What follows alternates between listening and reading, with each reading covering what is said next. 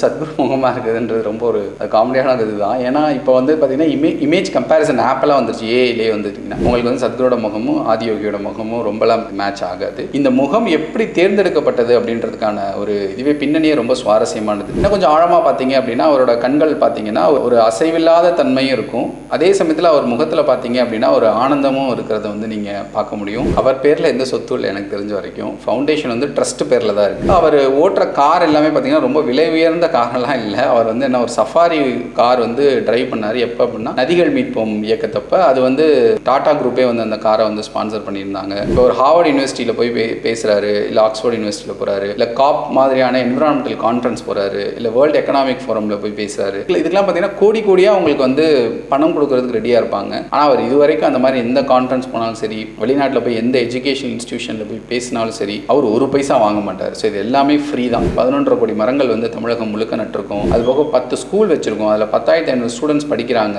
5000க்கும் மேற்பட்ட students full ஸ்காலர்ஷிப்பில் வந்து நம்ம படிக்க வைக்கிறோம். சிவாவை ஆதி யோகி அப்படின்னு சொல்கிறோம். ஏன் ஆதி யோகின்னு சொல்கிறோம்னா அவர் தான் முதலாவது யோகி. இந்த யோக ஞானம் வந்து அவர்கிட்ட இருந்து உருவானது. அவர் வந்து சப்தரிஷிகளுக்கு சொல்லித்தராரு. அதுலேருந்து குரு பரம்பரை மரபு வழியாக ஒருத்தவங்களாக கைமாறி எல்லாருமே அதை வந்து சொல்கிறாங்க. பல குருக்கள் வந்து நம்மளோட மரபுலையும் நம்மளோட கலாச்சாரத்துலேயும் வந்திருக்காங்க. அதில் ஒருத்தராக தான் நம்ம சத்குருவை பார்க்கணும். பொதுவாக ஈசா யோகா மையம் அப்படின்னாலே மிகப்பெரிய உள்ள ஒரு சர்ச்சை ஈசா யோகா மையம் அப்படிங்கிறது வேறு விதமாக இல்லை, ரெண்டும் ஒரே நேர்கோட்டில் இணைஞ்சிருக்கு. அந்த சர்ச்சைக்கு முற்றுப்புள்ளி வைக்கிற விதமாகவும் அந்த சர்ச்சைகளுக்கெல்லாம் பதிலளிக்கிற விதமாகவும் இன்னைக்கு நம்மோடு இணைஞ்சிருக்காரு நாரதர் மீடியா விஜய் அவர்களும் ஈசா யோகா மையத்தினுடைய தன்னார்வலரான கார்த்திக் சங்கர் அவர்களும். இதை பற்றி முழுசாக நம்ம தெரிஞ்சுக்கிட்டால் தான் இதுக்கு அடுத்த கட்டமாக ஈசா யோகா மையம் என்ன பண்ணுறாங்கன்னு தெரியும், அவர்களால் மக்களுக்கு என்ன பயன்னு தெரியும், அவர்கள் என்ன தான் பண்ணுறாங்க, அதாவது இந்த சர்ச்சைக்கு முற்றுப்புள்ளி வைக்கணுமா இல்லை அந்த முற்றுப்புள்ளி வைக்காமல் அந்த அவங்களுடைய சேவையோ இல்லை வேற என்னமோ அதை தொடரணுமா அப்படிங்கிறது எல்லாமே இனிமேல் தான் தெரிஞ்சுக்கணும். வாங்க சார். வணக்கம். வணக்கம் ஜி. நானும் வந்து பாத்தீங்கன்னா கேள்வி கேட்கறவங்க சைட்ல தான் கேள்வி கேட்க போறேன். சரி, பதில் சொல்ல போது நம்ம கார்த்திக் சங்கர் அவர் தான் வந்து பதில் சொல்ல போறாங்க. வணக்கம் ஜி. சந்தித்தது ரொம்ப சந்தோஷம். ரொம்ப நன்றி ஜி, சந்தோஷம். பொதுவாகவே என்னன்னா வெளியே இருந்து கேள்வி கேட்பாங்க, வெளியே இருந்து பதில் சொல்லுவாங்க. இருக்கிறவங்க என்ன நடக்குது அப்படின்றத சொல்றது இல்லை. வெளியே இருக்கிறவங்க தான் கேள்வியும் வெளியே இருக்கிறவங்க தான் பதில். நானே கேள்வி நானே பதில்ன்ற மாதிரி இருக்கும். அந்த மாதிரி இருக்கக்கூடாதுன்றதுக்காக தான் இந்த ஒரு நிகழ்ச்சியை நம்ம ஏற்பாடு பண்ணியிருக்கோம். அங்க முதல் கேள்வியா நான் கேட்கணும்னு நினைக்கிறது, எல்லாரும் கேள்வி வந்து வைப்பாங்க. ஈசாங்கும் போதே சொல்றது அங்க இருக்கக்கூடிய சிவன் சிலை என்பது சத்குருவோட உருவத்தை தான் சிவனா இங்க வச்சிருக்கிறாங்க, அது சிவனோட முகமே கிடையாது அப்படின்ற ஒரு குற்றச்சாட்டா அது மேல வைக்கிறாங்க. உண்மை என்னது, அது மட்டும் இல்லாம அந்த சிவனோட உருவம்ன்றது எந்த மெட்டீரியல்ல தயாரிக்கப்பட்டது, உருவாக்கப்பட்டது? இப்போது அது வந்து ப்ராப்பர் ஸ்டீலாக தான் நம்ம பண்ணியிருக்கோம். அந்த மிகப்பெரிய ஆதியோகி திருவுருவம் அப்படிங்கிறது, அந்த மூர்த்தி உருவங்கிறது 112 அடி சிலை. இது ஏன் 112 அடி அப்படின்னு சொல்கிறோம் அப்படின்னா, நம்ம உடலில் 112 சக்கரங்கள் இருக்குது. மொத்தம் 114, அதை உடலுக்குள்ளே இருக்க 112ன்னு சொல்லுவாங்க. அதில் வந்து பார்த்திங்கன்னா அந்த 112 சக்கரங்கள் இருக்கிறதுனால யோக வழிமுறையில் என்ன சொல்லுவாங்க அப்படின்னா, ஒரு மனிதன் தன்னோட உச்சபட்ச நிலையை அடையிறதுக்கு 112 வழிகள் இருக்கிறதா சொல்லுவாங்க. அந்த 112 வழிகளை அதில் வந்து பார்த்திங்க அப்படின்னா ஒரு 14 வழிகளை 7 சப்தரிஷிகளுக்கும் ஒருத்தருக்கும் 16 வழிகளை வந்து சிவன் கற்றுக் கொடுத்ததாக வந்து சொல்லுவாங்க. ஸோ அதனால் அதை ஒரு குறிப்பாக உணர்த்துற விதமாக நம்ம வந்து ஆதியோகிக்கு 112 அடி அப்படிங்கிற ஒரு இதை வந்து உருவம் வந்து கொடுத்துருக்கோம். இது பார்த்திங்க அப்படின்னா சத்குரு முகமாக இருக்குதுன்றது ரொம்ப ஒரு காமெடியான இது தான். ஏன்னா இப்போ வந்து பார்த்திங்கன்னா இமேஜ் கம்பேரிசன் ஆப்பெல்லாம் வந்துருச்சு, ஏஐலே வந்துட்டிங்கன்னா. இப்போ உங்களோட ஃபோட்டோவையும் நீங்கள் வந்து நடிகர் சந்தானத்தோட ஃபோட்டோவையும் கொடுத்திங்கன்னா நீங்கள் 2 பேரும் எவ்வளோ மேட்ச் ஆகுறீங்க, 50% மேட்ச் 20% மேட்ச்னா அதுவே வந்து உங்களோட ஃபேஷியல் ஃபீச்சர்ஸை வச்சு அதுவே சொல்லிடுது. அப்படி பார்த்தீங்க அப்படின்னா உங்களுக்கு வந்து சத்குரோட முகமும் ஆதியோகியோட முகமும் ரொம்பலாம் மேட்ச் ஆகாது. இந்த முகம் எப்படி தேர்ந்தெடுக்கப்பட்டது அப்படின்றதுக்கான ஒரு இதுவே பின்னணியே ரொம்ப சுவாரஸ்யமானது. நம்மளோட அந்த பாரத கலாச்சாரத்தில் என்ன சொல்லுவாங்க அப்படின்னா, சிவனை வந்து ஆடல் வெள்ளான் அப்படின்னு சொல்லுவாங்க. நல்ல ஒரு அவர் வந்து அவங்களுக்கு தெரியும், நடராஜர் சந்நிதி எல்லாமே இருக்குது. அதே சமயத்தில் வந்து ஸ்டில்னஸ், ஒரு நிலையான தன்மை, அசைவில்லாத தன்மையும் சிவன் தான். ஆடல் தன்மையும் சிவன் தான், அசைவில்லாத தன்மையும் சிவன் தான். இது ரெண்டும் பார்த்திங்கன்னா ஆப்போசிட்டாக இருக்க மாதிரி இருக்கும். எக்ஸ்ட்ரீம் மூமெண்ட், அல்டிமேட் ஸ்டில்னஸ் அப்படின்னு சொல்லுவாங்க. ஸோ இது ரெண்டையும் ஒரு முகத்தில் கொண்டு வரணும் அப்படின்றதுக்காக உருவாக்கப்பட்டது தான் இந்த இது வந்து சிமெண்ட்ரிக்கலாக அந்த ஃபேஸை வந்து சத்குரு வந்து உருவாக்கியிருப்பாங்க. நீங்கள் வந்து பார்த்திங்கன்னா இந்த பக்கமும் சரியாக இருக்கும், ஓவல் ஷேப்பில் கரெக்டாக கொண்டு வந்திருப்பாங்க.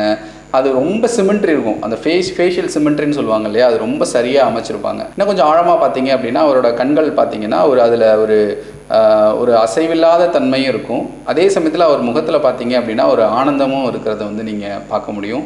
இது போத் எக்ஸிபரன்ஸ் அண்ட் மெடிடேட்டிவ்னஸ், இது ரெண்டையும், ஒரு தியானத்தன்மையும் அதே சமயத்தில் ஆனந்தத்தையும் வெளிப்படுத்துகிற மாதிரி ஒரு திருவுருவம் வேணும் அப்படின்றதுக்காக தான் அதை டிசைன் பண்ணுது.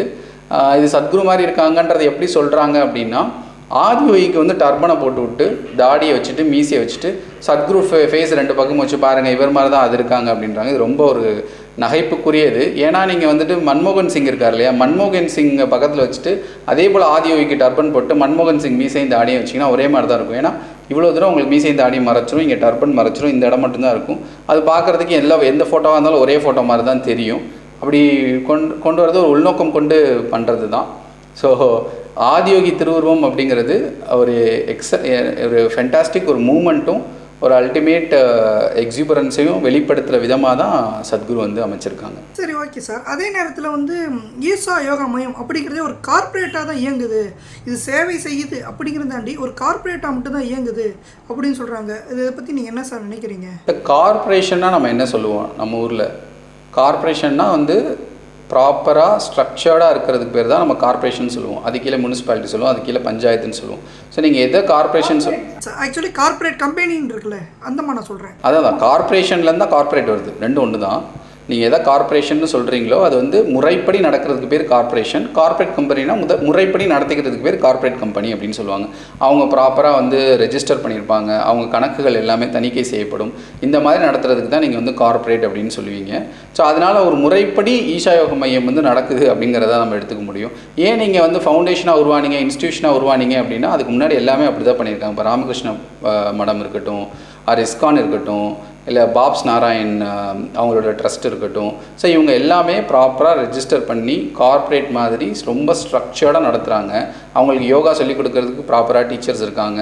அவங்க ஃபண்டிங்கு, அவங்க டொனேஷன்ஸ் எல்லாமே ப்ராப்பராக தணிக்கைக்கு உட்பட்டது தான். ஸோ இது எல்லாமே செய்கிறதுனால அது நம்ம வந்து ஒரு இதுவாகவே எடுத்துக்கலாம், ஒரு பாராட்டாகவே எடுத்துக்கலாம். நீங்கள் கார்ப்பரேட் மாதிரி பண்ணுறீங்கன்றது உண்மையிலே வந்து பாராட்டு தான், எல்லாம் நம்ம சரியாக பண்ணியிருக்கோம்னு அர்த்தம். ஒரு சன்னியாசிக்கு எதுக்குங்க வந்து 1000 கோடி ரூபாய்க்கு மேல சொத்து வச்சிருக்காரு? எதுக்கு சன்னியாசிக்கு சொத்து? சன்னியாசினாவே காவி உடையில மேலாடை கூட போடாம இருக்கிறது தான் சன்னியாசி. ஆனா இவர் வந்து பந்தாவா வராரு, கார்ல வராரு, கார்ல வந்து விலை உயர்ந்த கார்களா இருக்கு. அந்த மாதிரியான கேள்விகள்லாம் இவர் மேல வைக்கப்படுகிறது. இதுக்கு உங்களோட பதில் என்ன? சன்னியாசிக்கு எதற்கு இவ்வளவு ஆடம்பர வாழ்க்கை, சொத்துக்கள்? இல்ல, அவர் பேர்ல எந்த சொத்தும் இல்லை எனக்கு தெரிஞ்ச வரைக்கும். ஃபவுண்டேஷன் வந்து ட்ரஸ்ட் பேர்ல தான் இருக்கு. எப்போ நீங்கள் வந்து ஒரு என்ஜிஓ அப்படின்னு சொல்லுவோம் இல்லையா, நான் கவர்மெண்டல் ஆர்கனைசேஷன், அதே போல் நான் ப்ராஃபிட் ஆர்கனைசேஷன், லாப நோக்கமற்ற நிறுவனம் ஆரம்பிக்கும் போது ஒரு ட்ரஸ்ட் இருக்குது. எல்லாத்துக்கும் ட்ரஸ்ட் இருக்குது. அதே போல் இங்கேயும் ட்ரஸ்ட் இருக்குது, ட்ரஸ்டீஸ் இருக்காங்க. அதில் வந்து இப்போ சத்குருலாம் இல்லை. அதே போல் அவர் ஓட்டுற கார் எல்லாமே பார்த்திங்கன்னா ரொம்ப விலை உயர்ந்த காரெல்லாம் இல்லை. அவர் வந்து என்ன ஒரு சஃபாரி கார் வந்து ட்ரைவ் பண்ணார். எப்போ அப்படின்னா நதிகள் மீட்போம் இயக்கத்தப்போ அது வந்து இவங்களே வந்து ஸ்பான்சர் பண்ணாங்க. டாடா குரூப்பே வந்து அந்த காரை வந்து ஸ்பான்சர் பண்ணியிருந்தாங்க. அதுக்கப்புறம் அவர் சேவ்ஸ் ஆயிலில் பைக் ஓட்டினா அதுவும் ஸ்பான்சர்டு தான். அதுபோல் காவேரி குக்கரில் எப்பயுமே வந்து தென் தமிழகம் முழுக்க வந்து பைக்கில் வந்து போயிட்டு வந்தார், அதுவுமே ஸ்பான்சர்டு தான். ஸோ அவர் யூஸ் பண்ணுறது எல்லாமே வந்து மக்கள் கொடுக்குறது, அதை அவர் யூஸ் பண்ணிக்கிறாரு.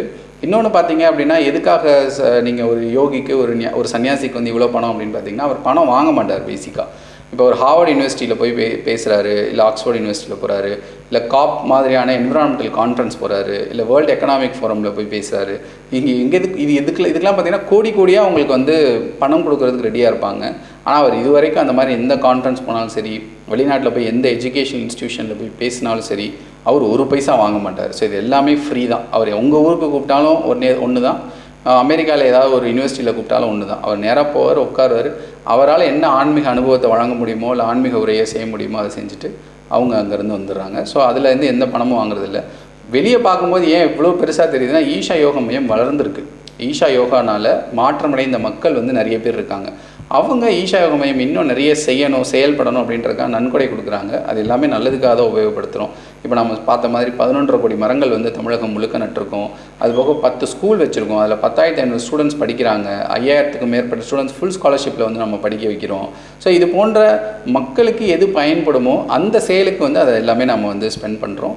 முக்கியமாக இப்போ வந்து பார்த்திங்கன்னா கால்குலேட் பண்ணி சொல்லியிருக்காங்க, கிட்டத்தட்ட ஒரு 4.7 பில்லியன் மக்கள், மொத்த உலக மக்கள் தொகை 7 பில்லியன் தான். அதில் வந்து 4.7 பில்லியன், ஒரு கிட்டத்தட்ட 5 பில்லியன் மக்கள் பக்கம் வந்து நம்ம என்ன பண்ணியிருக்கோம்னா, இந்த ஆன்மீகத்தை கொண்டு போய் ஏதோ ஒரு வடிவத்தில் சேர்த்துருக்கோம். சத்குருவோட ஒரு பேச்சோ, இல்லை ஏதோ ஒரு யோகாவோ அவங்க ஈஷா மூலமாக வந்து கற்றுட்ருக்காங்க. ஸோ இந்த அளவுக்கு நம்ம வந்து அதை உலகத்துடைய மக்கள் தொகையில் வந்து பாதியை நம்ம ரீச் பண்ணுறோம் இல்லையா, கண்டிப்பாக அதுக்கு நமக்கு வந்து ஒரு செலவுன்னு இருக்குது. அதை நம்ம நல்ல நோக்கத்துக்காக செலவு பண்ணுறோம். ஓகே சார், நீங்கள் சொல்லும்போது சொன்னீங்க உலக அளவில் ஆன்மீகத்தை கொண்டு போய் சேர்க்குறோம் அப்படின்னு சொன்னீங்க. அந்த ஆன்மீகம் அப்படிங்கிறது ஒரு குறிப்பிட்ட ஒரு மதம், ஓப்பனாகவே சொல்கிறேனே, ஹிந்து மதத்தை மட்டும்தான் நீங்கள் போய் சேர்க்குறீங்க அப்படிங்கிற மாதிரி ஒரு தாக்கம் அது இருந்துக்கிட்டே இருக்கே சார், அந்த ஒரு குற்றச்சாட்டு இருந்துக்கிட்டே இருக்குது. ஏன் நீங்கள் ஒரு இஸ்லாம் மதத்தையோ ஒரு கிறிஸ்டின் மதத்தையோ போய் நீங்கள் சேர்த்துருக்கலாம், ஏன் நீங்கள் ஒரு ஹிந்து மதத்தை மட்டுமே முன்னிறுத்துறீங்க? யோகா அப்படிங்கிறது பொதுவாக சொல்லப்போனால் மதங்கள் கடந்தது தான் யோகாவே. யோகாவை முன்னிறுத்தி நீங்கள் ஹிந்து மதத்தை முன்னிறுத்தி இந்த ஒரு சேவைகள் எல்லாமே நீங்கள் பண்ணுற மாதிரி இருக்கே சார். இல்லை, அது நம்ம வந்து சிவாவை ஆதி யோகி அப்படின்னு சொல்கிறோம். ஏன் ஆதி யோகின்னு சொல்கிறோன்னா அவர் தான் முதலாவது யோகி. இந்த யோக ஞானம் வந்து அவர்கிட்ட இருந்து உருவானது. அவர் வந்து சப்த ரிஷிகளுக்கு சொல்லித்தராரு. அதுலேருந்து குரு பரம்பரை மரபு வழியாக ஒருத்தவங்களாக கைமாறி எல்லாருமே அதை வந்து சொல்கிறாங்க. பல குருக்கள் வந்து நம்மளோட மரபுலையும் நம்மளோட கலாச்சாரத்துலேயும் வந்திருக்காங்க. அதில் ஒருத்தராக தான் நம்ம சத்குருவை பார்க்குறோம். சத்குரு வந்து இதை வந்து இந்து மதமாக ஆஃபர் பண்ணுறாரா, இஸ்லாம் ஆஃபர் பண்ணுறா, கிறிஸ்டியானிட்டி ஆஃபர் பண்ணுறாரா அப்படிலாம் எதுவும் இல்லை. அவர் இப்போ பார்த்தீங்க அப்படின்னா நம்ம பாரத பிரதமர் மோடி வந்து உலக யோகா தினம் அப்படிங்கிறது வந்து கொண்டு வந்திருந்தாங்க. யுனைடெட் நேஷன்ஸில் ஐநா சபையில் வந்து ஒரு தீர்மானம் போட்டிருந்தாங்க, உலகம் முழுக்க இந்த யோகா தினம் வந்து ஜூன் 21 நம்ம கொண்டாடலாம் அப்படின்னு. மொத்தம் 192 நாடுகள் அதில் இருக்குது. அதில் 170க்கும் மேற்பட்ட நாடுகள் வந்து அதுக்கு வந்து பாசிட்டிவாக ஓட் பண்ணியிருந்தாங்க. இதுதான் ஃபஸ்ட்டு ரெசல்யூஷன். ஐநா சபையில் கொண்டு வந்த தீர்மானங்கள்லேயே அதிக பேர் ஓட் பண்ண முதல் தீர்மானம் இந்த யோகா தினம் மாற்றணும் அப்படிங்கிறது தான். அதை யூஎனில் போய் வந்து அந்த முதல் யோகா தினத்தை ரெப்ரசன்ட் பண்ணது சத்குரு தான். ஸோ இது ஒரு மதம், அப்படி மதத்துக்கான உட்பட்டது அப்படின்னா ஐநா சபை அனுமதிக்காது. அங்கே போய் அவர் ரொம்ப அழகாக ஒன்று சொன்னார். எப்பயுமே வந்து ஒரு இடத்துல தோன்றது ஒன்று, நம்ம வந்து அதை இன்னொருத்தவங்களுக்கு பரிமாறுறது ஒன்று. இந்தியாவில் தான் யோகா தோன்றுச்சு கட்டாயமாக, அது இந்து கலாச்சாரம்னு நீங்கள் சொல்லிக்கலாம், அதுவும் உண்மை தான். ஆனால் இன்றைக்கி அதை உலகம் முழுக்க நாங்கள் வந்து பரிமாறுறோம், உலகம் முழுக்க அதை வந்து ஏற்றுக்கலாம் அப்படிங்கிற மாதிரி தான் சொன்னார். இதை வந்து ஒரு மதத்தை திணிக்கணும், இல்லை ஒரு குறிப்பிட்ட நம்பிக்கையை கொண்டு வரணும் அப்படிங்கிற அளவில் வந்து நம்ம சத்குரு வேலை செய்யலை. அவர் வந்து ஒரு தனி மனித மாற்றத்திற்கான யோக கருவிகளை கொடுக்குறாரு, தியான வழிமுறைகளை கொடுக்குறாரு. நீங்கள் தியானம் செய்யலாம், நீங்கள் யோகா செய்யலாம், நீங்கள் எந்த மதத்தை சேர்ந்தவரானாலும் இருக்கலாம், எந்த நம்பிக்கையை சேர்ந்தவரானாலும் இருக்கலாம், எந்த அரசியல் கட்சியை சேர்ந்தவரானாலும் இருக்கலாம். உங்களுக்கு யோகா வேலை செய்யும். வேலை செஞ்சால் நீங்கள் வச்சுக்கலாம், வேலை செய்யலைன்னா நீங்கள் தூக்கி வச்சிடலாம்.